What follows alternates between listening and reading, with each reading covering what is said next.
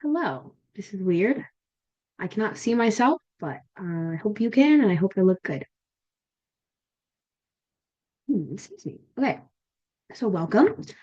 Today I will be discussing the biopsychology of eating disorders, focusing on the genetic, neurological, and environmental factors that contribute to conditions like anorexia and bulimia, and also examining how these disorders affect the brain and current treatment options. Just a little overview of what we're going to be talking about. So we have the overview of what an eating disorder is and how do you diagnose one, and then the genetic and environmental factors. So how might one be predisposed or might develop an eating disorder, and then the neurological and biological factors. So what does a brain inactive eating disorder look like? And then also the current treatment options for eating disorders. So first of all, what is an eating disorder and how do you diagnose one? Eating disorders, or EDs as abbreviated, are serious mental health conditions that affect eating behaviors, body image, and overall health. They're considered brain disorders, which is a condition that impairs the normal functioning of the brain. Uh, Eating disorders impair the normal function of the brain both through reinforcing behaviors, with self-reinforcing behaviors, and then also because malnutrition directly affects the brain in terms of volume and functioning, like we're going to see later.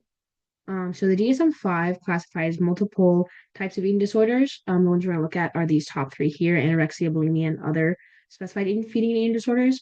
They a lot of these have similarities and similar behaviors, but the ones that a lot of psychologists have focused on the most are anorexia and bulimia. And then the other specified feeding and eating disorder that we're going to look at is atypical anorexia. So first of all, anorexia is characterized by severe food restriction, fear of weight gain, and disordered body image. It is correlated, and to diagnose it, an individual has to have. They still use BMI, so a BMI of under 18, which is considered mild anorexia, to a BMI of under 15, which is considered severe. There are two subtypes.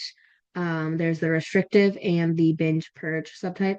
The restrictive subtype is characterized by like extremely restrictive caloric intake daily or fasting, which is just not eating. And can also that also occurs with excessive exercise. Whereas the binge purge is characterized by binge eating, which is considered eating within a specific period of time, like a 2 hour period, an amount of food that is extremely, like significantly more than what an individual person would eat, to the point of pain, vomiting, just a general discomfort. And then a purge is a compensatory behavior used to then remove that food from yourself, such as self-induced vomiting, um, excessive exercise, laxative misuse. Um, and so those are the two subtypes of anorexia. Bulimia is similar to anorexia. It is similar to the binge purge anorexia subtype. It differs in the sense that it is not characterized by on being underweight, is characterized by the frequency of the behavior. So anorexia and bulimia are comorbid, which means that they can be diagnosed at the same time, and they usually are diagnosed at the same time. And then the other specified feeding and eating disorder that I mentioned, atypical anorexia, is an eating disorder that has they don't meet the strict requirements of the DSM-5, but they still are disordered eating. So atypical anorexia, it has all of the characteristics of anorexia with the restrictive eating, the compensatory behavior, except for the BMI, your body mass index, is not considered underweight. So, what might make somebody get an eating disorder, and what are the factors that contribute to that? First, let's look at the genetic factors. So, eating disorders have a strong genetic basis, but they also interact with environmental influences. Yao et al. In 2019 looked at twin and sibling studies. They had a large sibling study with full sisters and half sisters. Um, so they found that twin and sibling studies that suggested that genetics account for about 43% of the risk for anorexia and 41% for bulimia. They found that full sisters had a higher ED correlation than half sisters, which suggests that supports the genetic component to an eating disorder. Um, Environmental triggers also influence eating disorders. We'll get to that in a second. Hold on, hold your horses. Environmental triggers like childhood trauma, dieting culture, and societal pressures shape whether someone has an eating disorder. So if we look at this graph here, this is from that Yao et al. Study. Um, the significant correlation here was if at the um, they looked at the AE model. So they had four different things that they looked at for what would contribute to eating disorders. They have additive genetic effects, which is A. They have shared environmental effects, which is C.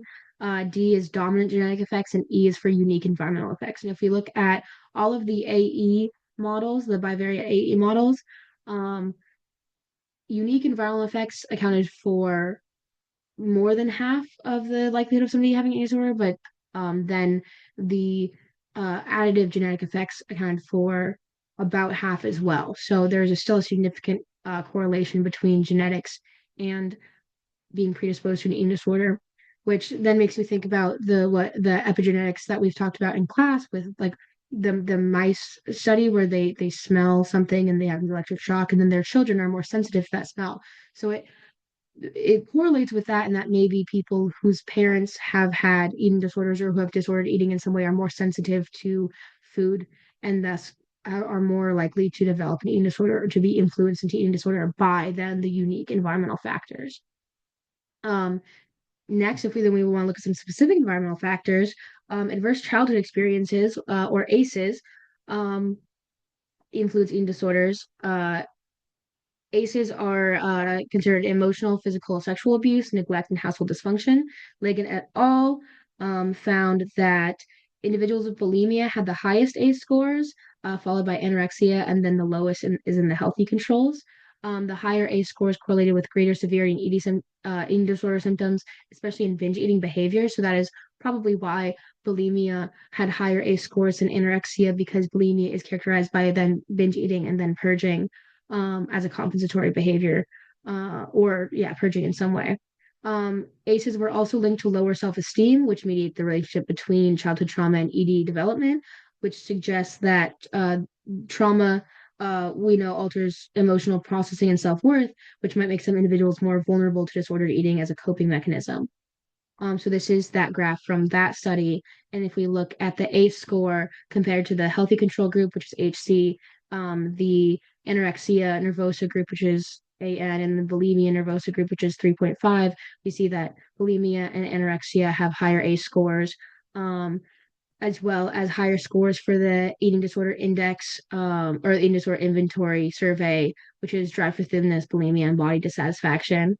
BMI is on there because they wanted to see if ACE had a correlation with BMI, and they couldn't really find a significant correlation between BMI and adverse childhood experiences. They were trying to see if things like obesity, because there's been studies in the past that obesity is related to adverse childhood experiences.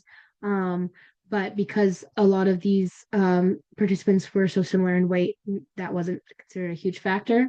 Um, that was just an interesting fact about that study. Next, we want to look at so now that we know that how somebody might be predisposed or develop eating disorder, um, we can then see how the brain actually functions on with an eating disorder, or more accurately, doesn't function. So if we look at first of all the brain structure and function, this is going to look at anorexia and atypical anorexia. Um, so both anorexia and atypical anorexia had lower gray matter volume, or GMV, in the frontal, temporal, and parietal lobes, compared to healthy individuals.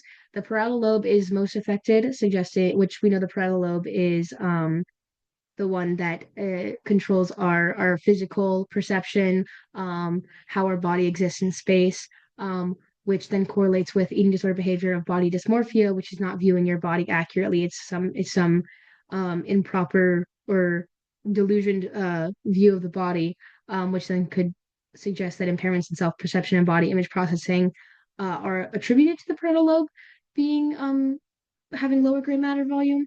What's interesting though is that the GMV correlates with low BMI, but not the symptom severity, which means that it's not that a lower body weight means that you have lower gray matter volume.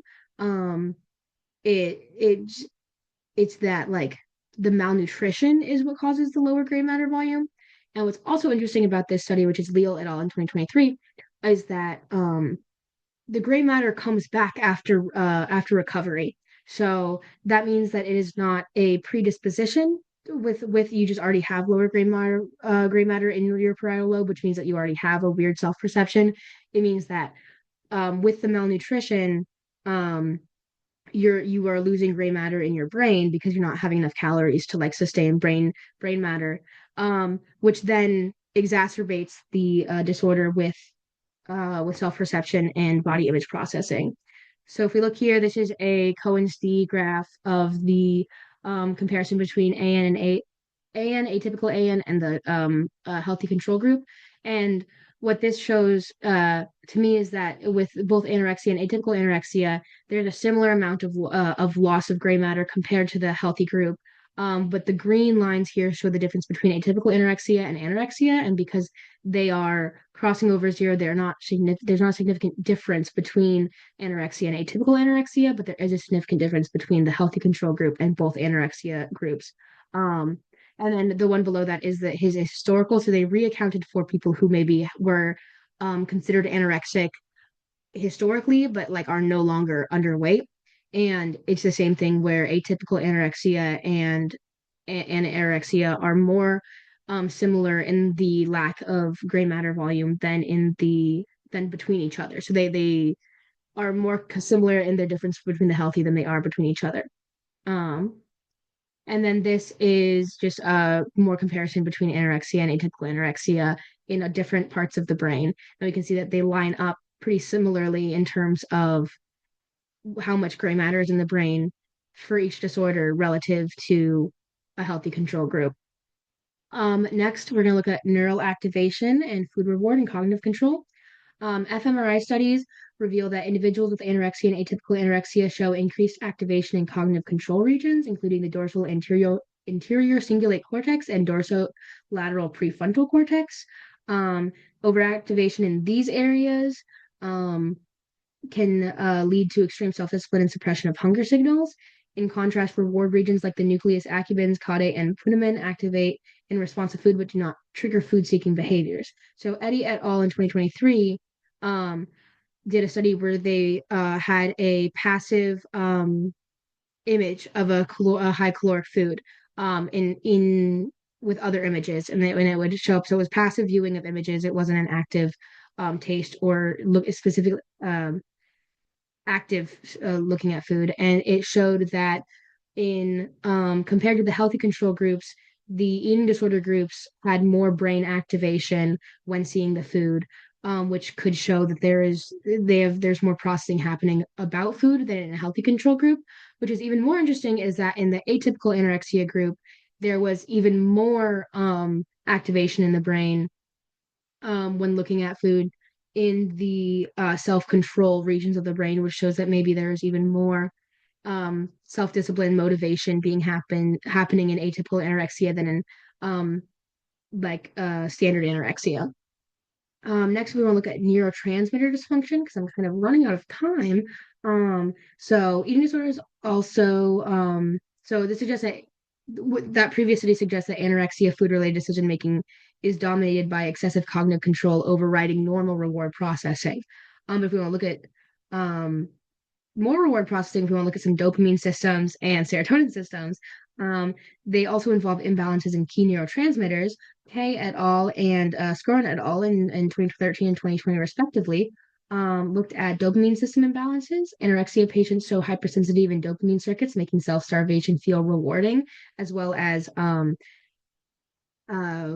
hyperactivity feel rewarding. So exercise feels rewarding, whereas eating does not have the same reward uh, effect as in a healthy control group. And then bulimia individuals show lower dopamine activity, leading to binge eating as a compensatory mechanism. So it shows that the reward for eating isn't as high as it should be, and so they are looking for binge eating to try and get that reward higher. So like you have the wanting and you have the satisfactory, and the wanting is higher, and so you go to engage in behavior as such as eating, and then the reward is not as high as you want it to be, and then you continue eating to see if you can get that reward higher. The serotonin system disruption. Uh, Anorexia is linked to high serotonin, which could contribute to the anxiety and perfectionism, which is attributed to anorexia. And then bulimia is linked to low serotonin, which could attribute the impulsivity and binge eating like behaviors. So if you look here, this graph shows the, oh, I have the wrong notes. I'm kind of out of time, but I'm gonna keep going, and I'm sorry that I'm gonna go over 15 minutes. Um, so this graph here shows the altered neurocircuitry of taste consumption. So what this study did is they had a glucose sample into both the health control group and the eating disorder groups, and the so it shows the altered neurocircuitry of taste consumption and anticipation in anorexia nervosa using functional magnetic resonance image. So this is fMRI scans. It highlights differences in brain activations between individuals with anorexia, control women, and obese women in response to taste stimuli, which is sucrose water. So the left insula had dysfunction in anorexia, which is the panels A and B. So right, like you can't see where I'm pointing, but the brain A and then the little graph B. So the insula is critical for interoceptive awareness, including taste perception and hunger satiety signals. So they tasted it as less sweet, or they had tasted it as more sweet but less satisfactory in anorexia groups, compared to both other groups. Um, and I'm going to move on because I don't have time. I don't want to keep you here for too long. So the hypothalamic dysfunction and the gut-brain axis. So this was in a more back to my other notes here. The hypothalamus, which controls hunger and satiety, is also affecting eating disorders. Individuals with anorexia have blunted hypothalamic responses to food, meaning their body does not react normally to hunger. So ghrelin, the hunger hormone, is elevated because you're hungry, but anorexia patients fail to respond to it, suggesting a resistance to hunger cues or a conscious resistance to hunger cues, which is what my critique on the study is that they're assuming that it's an innate resistance, but I think it's more of a conscious resistance based on environmental factors. Um, Alterations in the gut microbiome may contribute to chronic appetite dysregulation, so not knowing when you're hungry or not knowing when you're full. It means that eating disorders are not just behavioral; they also involve biological resistance to normal hunger and satiety signals. And I think that also there's also reinforcing behavior with that is if you keep telling yourself that you're not hungry, eventually you're going to reinforce the behavior that you need less food. So finally, let's look at current treatment options. So there, because eating disorders involve both biological and psychological factors, treatment must be multidisciplinary. Current options include pharmacotherapy, so SSRIs help regulate serotonin and reduce binge eating episodes, and then dopamine modulators like um, olanzapine. They modulate dopamine to regulate food reward and weight gain. And they're being tested in anorexia to reduce food reward dysfunction. The real like the real strong contenders for current treatment options is psychotherapeutic approaches, so CBT, cognitive behavioral therapy, and then DBT, which is dialectical behavior therapy, are the most effective for eating disorders. So CBT is the best because it's a brain issue. It's a misinterpreting not only how you look but how you should look and how what you should do about that behavior. So cognitive behavioral therapy is helpful for modifying maladaptive eating behaviors and disordered body image. And then family-based therapy, which involves parents refeeding and weight restoration. So parents really monitoring their child's food intake. That's highly effective for adolescents with anorexia. Um, and then there's also TMS and gut microbiome research, and those ones are more early trials for research. They're more testing. The real issue with eating disorder therapies is that um, the possibility for relapse is really high because it is influenced by outside factors. It's an inherently competitive disorder that um, is inherently competitive and also inherently comparative. And there are many things that can trigger it, such as anxiety, depression. If you get sick and lose your appetite, then it's really easy to fall back into that behavior. Seeing triggering things or experiencing triggering things might lead to a lowering in self-worth and then falling back into that behavior because it's a control issue. A lot of if we look back, whatever.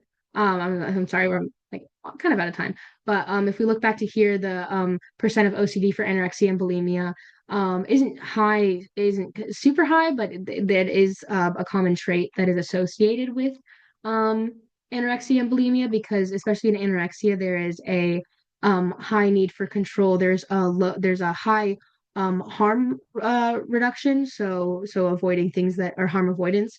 But there's also the people with anorexia score high in um, perfectionism, in anxiety, and those kind of things. Whereas people with bulimia tend to score high in impulsivity. So these things are just like innate characteristics about a person that make them more predisposed to falling into this behavior. But I think the biggest thing to know about like these eating disorders is it a control thing, which is why it is so hard to treat and why it also has one of the highest mortality rates of most mental disorders, both through malnutrition and thus death through starvation, but also death through suicide because the goalpost is always moving. It's not um, a clear goal. Then there's not like a final goal. Um, okay, I'm gonna be done. I'm a little over, but here are my references. And I look forward to seeing any comments on this video. Thank you so much. The end.